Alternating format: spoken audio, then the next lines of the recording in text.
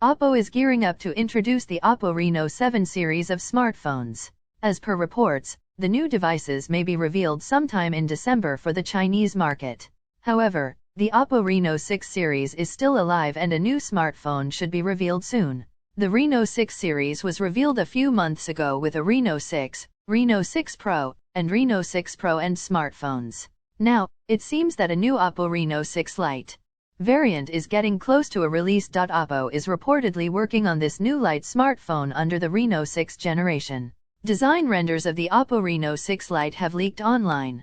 Let's take a close look at the Oppo Reno 6 Lite specifications, design renders, and other interesting details. For now, the Oppo Reno 6 Lite launch date remains a mystery. However, design renders of the device have leaked on the web, which is a good hint that it should be too far from being released. The new renders were uploaded by the tipster Evan Blass. We don't expect the device to take much longer to be released.